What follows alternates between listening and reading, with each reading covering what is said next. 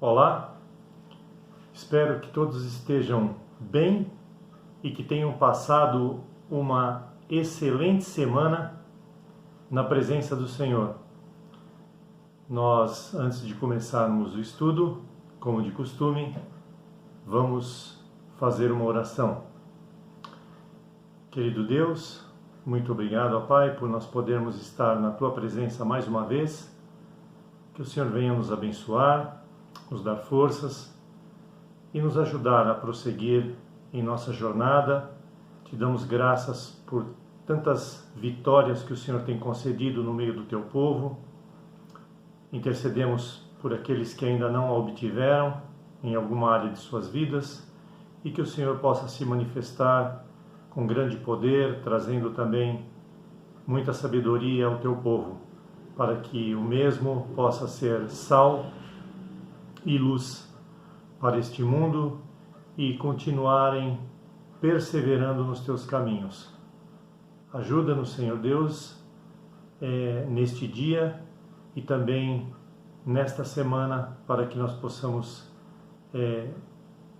ficar dentro da Tua vontade e o Senhor ser o centro de nossas vidas. Muito obrigado por tudo e mais uma vez oramos agradecidos no nome do Senhor Jesus Cristo. Amém. O título desse estudo de hoje é o seguinte: nem tudo que balança cai, nem tudo que reluz é ouro. E por que isto?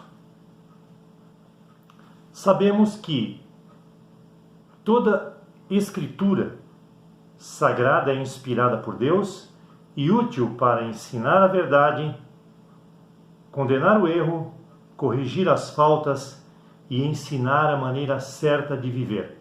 Então a Bíblia, na verdade, é o compêndio do cristão. O compêndio, ele é um livro completíssimo, onde você encontra todas as informações necessárias para desenvolver um estudo e um embasamento para alguma área da ciência, da administração, de qualquer coisa que o valha. Então nós temos a Bíblia para ser aplicada em todas essas áreas e ela deve ser aplicada nestas áreas de nossa vida espiritual e também material, psicológica, emocional, física, enfim. A Bíblia foi montada para o nosso apoio 100%. Sem a Bíblia, sem conhecer a Bíblia, nós não chegamos a lugar nenhum. E precisamos, acima de tudo, obedecê-la, colocar tudo que está ali em prática nas nossas vidas. Então, esses dias, caminhando pelo trânsito, eu me deparei com um veículo à minha frente e eu tive a oportunidade de ver uma imagem na traseira desta van, uma van de serviços, e também ela se afastou de mim com uma relativa velocidade e eu falei, puxa vida, se eu tivesse tido a oportunidade ou a ideia de pedir para a Marisa fazer uma foto, ela estava ao meu lado, né? E qual foi minha surpresa? Que no farol lá na frente a van parou e eu pude me aproximar dela. Eu falei, não perca a chance, tire a foto. Isto pode servir para um futuro estudo bíblico. E eis que ele então chegou. Vocês vão ver a foto agora, por alguns instantes, podem analisá-la. Então, vendo a foto, vocês perceberam que, além da figura horrenda existente, que lembra muito um demônio, eu não sei se é o Máscara, não sei quem ele é de fato, mas independentemente de quem quer que seja, é muito feio e pouco inspirador, embora muito bem feito. E o que mais me chamou a atenção é que tem um versículo, ou parte da caricatura, na verdade, de um versículo bíblico. Lá estava escrito o seguinte: Deus inventou os loucos para confundir os sábios. Na verdade, eu não sei o que a pessoa que colocou aquilo quis dizer, mas aquilo está completamente sem sentido, pelo que a palavra de Deus diz com referência a isso. Deus não inventou um demônio. Os demônios são hoje demônios porque quiseram tornar-se um, por um motivo pleno de desobediência à causa de Deus. Mas o versículo correto que temos ali é: mas Deus escolheu as coisas loucas deste mundo para confundir as sábias, e Deus escolheu as coisas fracas deste mundo para confundir as fortes. E Deus escolheu as coisas vis deste mundo e as desprezíveis e as que não são, para aniquilar as que são. Então nós temos este texto escrito em 1 Coríntios, capítulo 1, versículos 27 a 28. O que significa, afinal, isto? Deus já mostrou que gosta de agir desta forma nos seus mistérios. Por exemplo, quando nos criou a partir do barro, uma coisa até um certo ponto um pouco nojenta, né? Tanto que quando as pessoas pisam no barro, logo elas querem se livrar dele, quando esses estão pregados, colados sob a sola do sapato. Eles atrapalham bastante, principalmente quando em muito volume.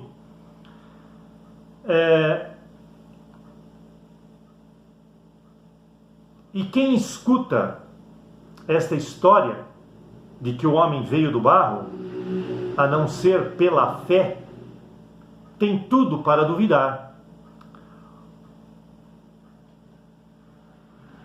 O barro é frágil em si, e para adquirir consistência, ele precisa passar pelo fogo. E nós, da mesma forma, como nós viemos do barro, nós somos frágeis, fracos. E Deus quer nos usar no meio dessa fraqueza. Mas para Deus poder nos usar, assim como o barro, depois de manuseado, ele vai para um forno para aquecer e adquirir uma consistência, uma força no seu material, assim também somos nós nas mãos de Deus. Isso faz muito sentido. E além disto, entretanto, quando você olha para a constituição do corpo humano, percebe que os muitos sais ali presentes estão também no solo.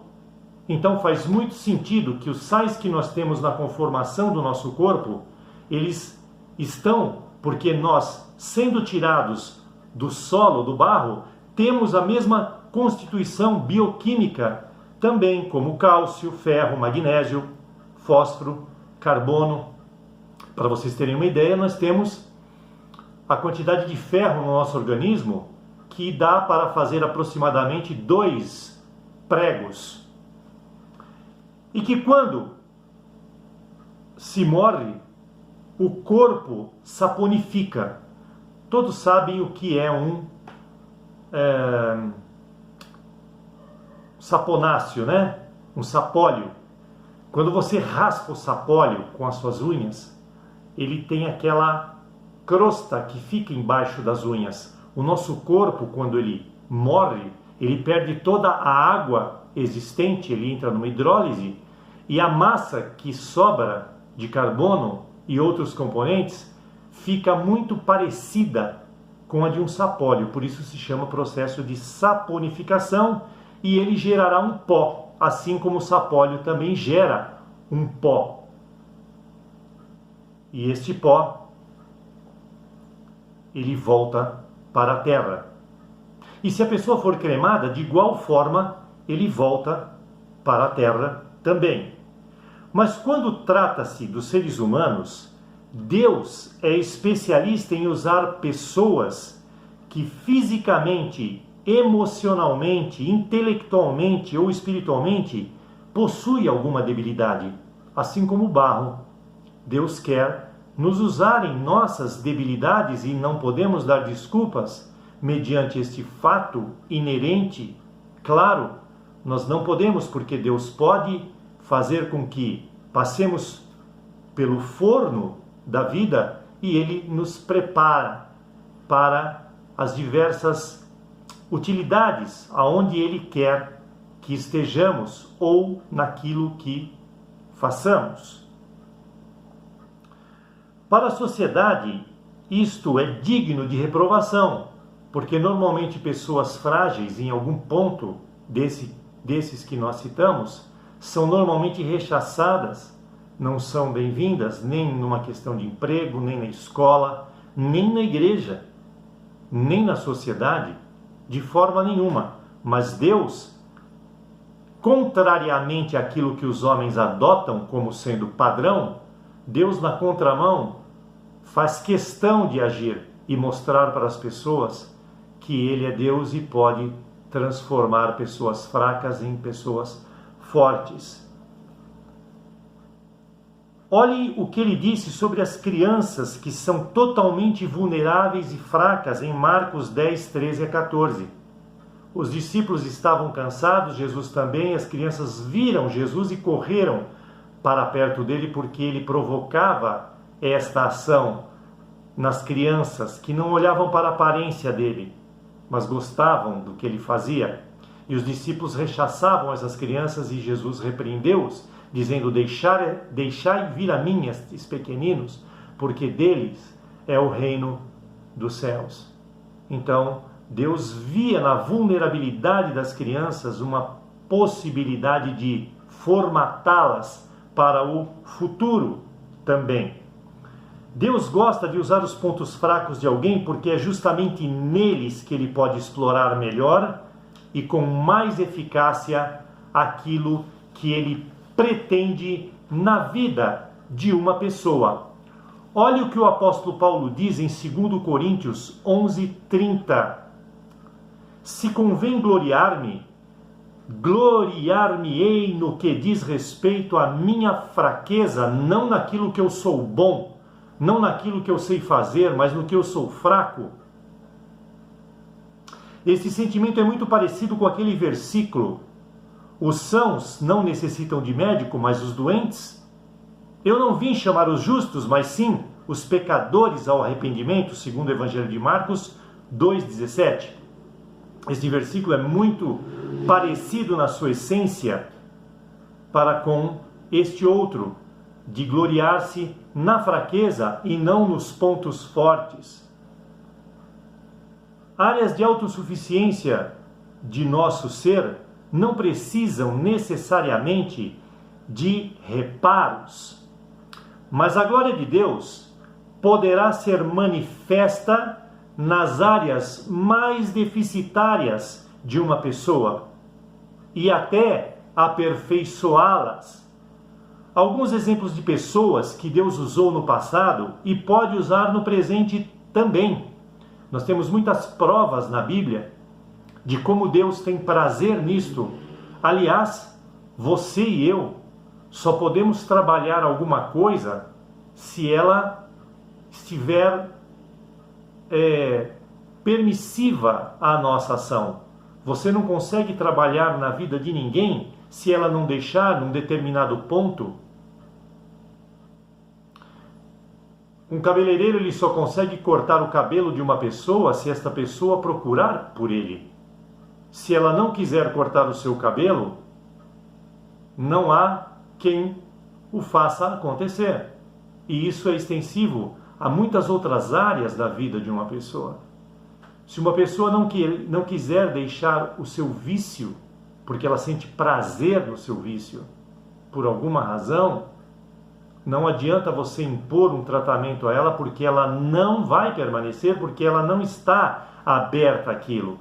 Então, os pontos mais fracos de uma pessoa, ela precisa colaborar e deixar-se trabalhar. Por isso que Deus tem prazer nisto, e essa é a razão principal deste versículo real, bíblico, que foi lido logo no início, e não aquele estampado naquela figura diabólica atrás daquela van, com um tremendo de um equívoco. E o que é pior, quem não conhece a Bíblia pode achar até interessante aquilo, quando na verdade não o deveria.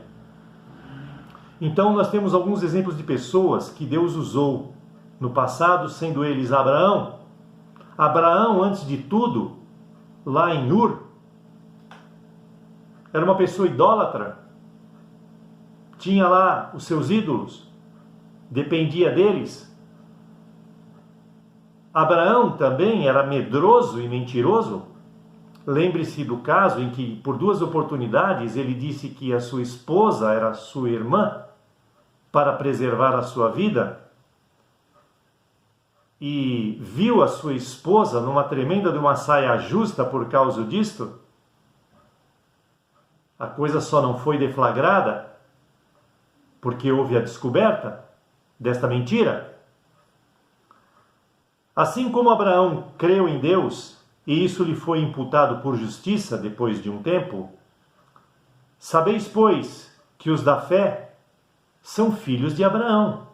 Nós somos filhos de Abraão, de uma pessoa que tinha esta índole no seu início, mas deixou-se moldar por Deus. Moisés tem citação bíblica em Êxodo 3, 11, 14, quando ele diz: quem sou eu, Senhor, para ir libertar o povo do Egito? Isto indicava claramente que Moisés, ou por ser gago, ou não só por isso, mas por outras coisas também, isso indica um complexo de inferioridade por parte dele, um ponto fraco, mas Deus o usou tremendamente. Nós temos Gideão, em Juízes capítulo 6, versículos 15 a 16, onde ele apresenta, um complexo de inferioridade ao ser escolhido por Deus. Se você ler lá, você vai perceber, ele também tinha uma baixa autoestima, uma insegurança muito grande dentro de um projeto de Deus para a vida dele. Temos também um outro exemplo, Davi. 1 Samuel, versículo 7b do capítulo 16, ali há uma clara visão, uma clara declaração de Davi a respeito de suas fraquezas, e Davi era assassino e adúltero, tornou-se um assassino e um adúltero, porém ele tinha um coração arrependido. Isto é muito importante, nesta declaração bíblica de que o coração dele era arrependido e tinha, por isso, o coração segundo o próprio coração de Deus, que só trabalha num coração arrependido. Um coração contrito e arrependido Deus não despreza, está escrito na sua palavra. Então nós precisamos sempre buscar o arrependimento. João Batista pregava o arrependimento incansavelmente quando ele falava: arrependei-vos, arrependei-vos, povo, porque é chegado para vós o reino de Deus. A primeira coisa que ele falava é que era o arrependimento precisava estar presente na vida de uma pessoa. Se uma pessoa não tem o arrependimento do que ela faz de errado em sua vida, pessoal ou para com Deus, se ela acha que a maneira como ela age para com Deus em qualquer instância de sua vida está certa ou não a incomoda, fica muito difícil de Deus trabalhar na vida desta pessoa e mudar, porque ela não tem uma convicção do seu erro, ela não reconhece que está errada. Então fica difícil para Deus trabalhar neste ponto fraco, mas Deus pode fazer isto, com certeza.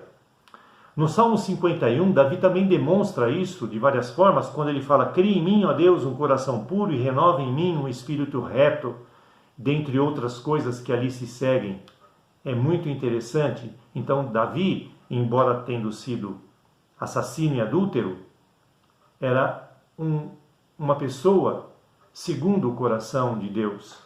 Jacó, também, o pai das 12 tribos de Israel, ele antes,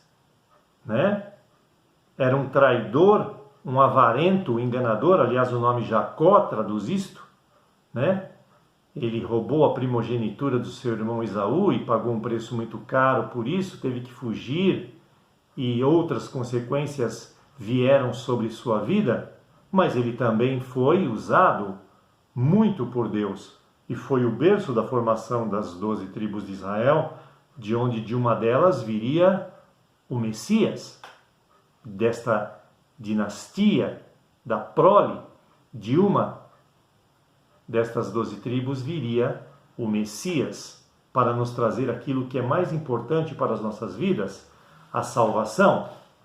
Temos também Sansão, uma pessoa soberba, autossuficiente, orgulhosa pela força que possuía, não dependia de nada, nem de ninguém, resolvia as coisas no braço, apesar de que a palavra de Deus nos diz em Provérbios que não é na força que se vai, não é no braço que se vai, mas é pelo Espírito do Senhor que as coisas também podem ser resolvidas. Mas Sansão era uma pessoa assim, e Deus o usou bastante na direção e no juízo para com o seu povo. Salomão, uma outra pessoa que também se desviou dos caminhos de Deus, dos princípios de Deus, e deixou de ser usado por Deus, porque era um poligâmico, tinha muitas mulheres, se perdeu nisso. E isso estava fora do padrão de Deus para com uma pessoa, mesmo no passado. Quanto aos discípulos, temos vários deles. Pedro era uma pessoa violenta, né? Mesmo enquanto discípulo, tinha uma raiz de violência. Mateus era um opressor financeiro do povo, roubava o povo em pró do cofre romano para aumentar o poder de Roma no seu grande império. Tomé, uma pessoa incrédula, foi escolhido também para ser um dos 12 por Jesus. Judas, um traidor, uma pessoa que se vendeu por 30 moedas de prata. Ele vendeu a Jesus, na verdade, também, mas foi considerado um dos 12 discípulos. E Paulo, em Atos 9, de 1 a 5, tem ali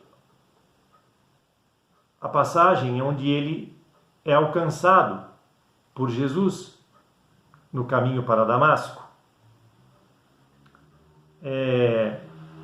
Paulo ali ganha um novo nome, este Paulo, porque antigamente o seu nome era Saulo, enquanto perseguidor da igreja.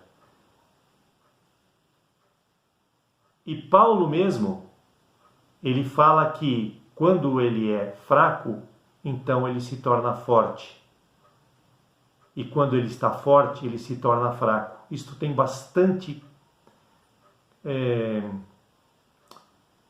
bastante sentido, eu diria, quando ele fala estas palavras, porque quando, como nós já dissemos agora há pouco, quando você é forte, você não se sente dependente de Deus. Mas quando você é fraco em um ponto, aquele ponto faz com que você se aproxime mais de Deus. O ser humano tem esta tendência e Deus adota isto porque faz parte da sua formação, da sua multiformidade. Eu e você, de alguma forma, podemos ter essas falhas, ou muitas falhas também, assim como todas essas pessoas que foram citadas as tiveram. Mas em algum ponto de suas vidas, elas reconheceram com sinceridade estas falhas e se entregaram para que o autor da vida pudesse esculpi-las, pouco a pouco, segundo o seu querer. Sabemos que nós devemos estar no centro da vontade de Deus e Ele ser o centro de nossas vidas. Aquela pessoa que se professou cristã não tem outra possibilidade mais. Ela morreu para o mundo e nasceu para Cristo. Mas muitas vezes nós não vemos dentro da igreja hoje pessoas de fato mortas para o mundo.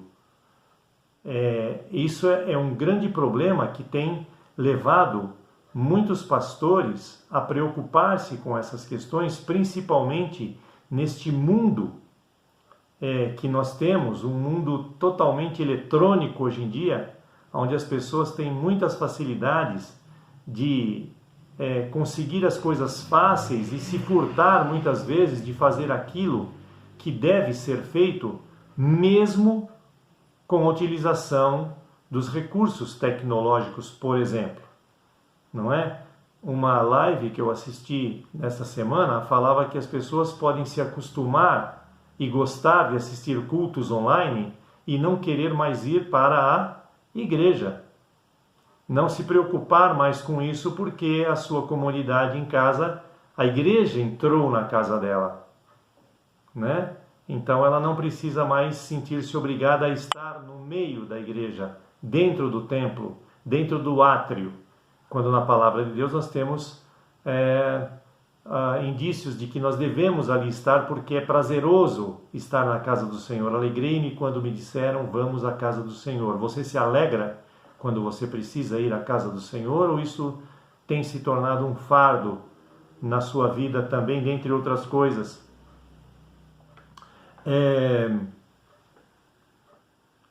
Essas pessoas admitiram, preocuparam-se com suas debilidades e suas fragilidades, em entregar essas questões para Deus. Alegraram-se em Deus, confiando suas vidas inteiramente a Ele, sem reservas. Entre um marido e uma mulher é impossível o marido falar: eu gosto do seu rosto, mas detesto o seu corpo, eu gosto do seu corpo, mas detesto o seu rosto. E a esposa falar a mesma coisa para o marido. Isso é muito difícil.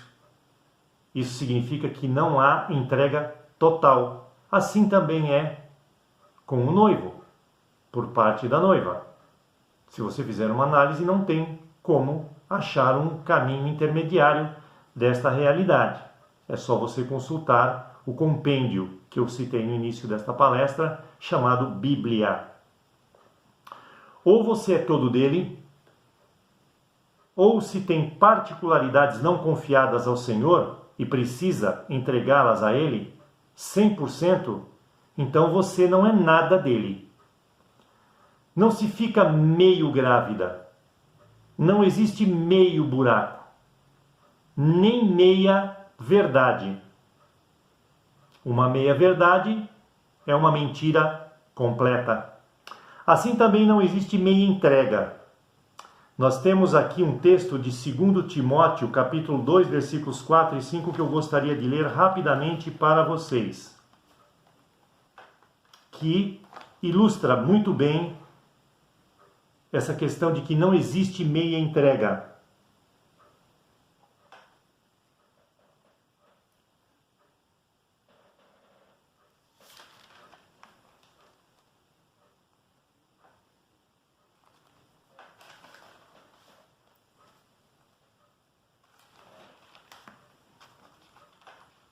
Um momentinho só, que eu pus no lugar errado.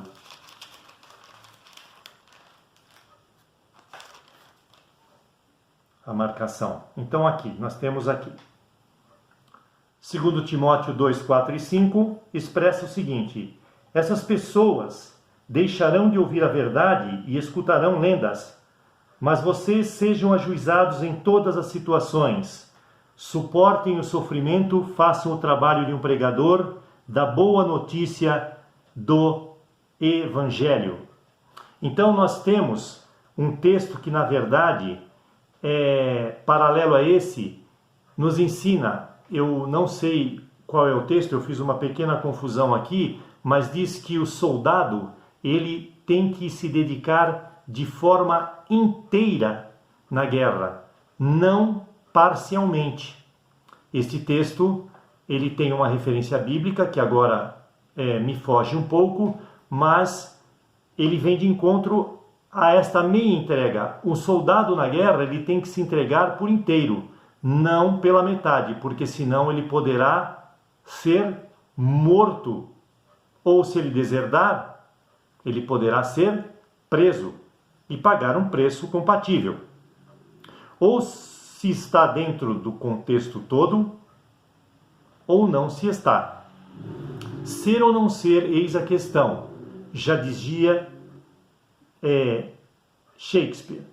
Ou a pessoa é ou não é. E ser é uma questão muito forte que mexe com o interior do ser humano. É importante ser alguma coisa, não ter alguma coisa. Então, nós precisamos ser cristãos, de fato. Por isso, sinto prazer nas fraquezas, nas injúrias, nas necessidades, nas perseguições, nas angústias, por amor de Cristo.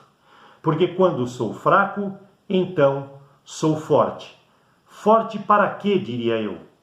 Forte para ser útil, não medindo esforços para o trabalho na seara do Senhor. O grande segredo para se entender e praticar tudo isto, talvez possa estar contido também em 1 Coríntios 2, 14 a 16. Aqui sim vem aquele texto que eu disse para vocês agora há pouco, de 1 Coríntios 2, 14 a 16, que nos ensina o seguinte: mas quem não tem o Espírito de Deus não pode receber os dons que vêm do próprio Espírito de Deus, e de fato nem pode entendê-los. Essas verdades são loucura para ele, porque o seu sentido só pode ser entendido de modo espiritual. A pessoa que tem o Espírito Santo pode julgar o valor de todas as coisas, porém ela mesma não pode ser julgada por ninguém.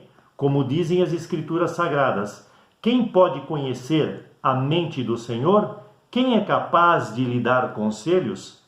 Nós, porém, temos a mente de Cristo. Por isso, nós nos deixamos dominar por Ele.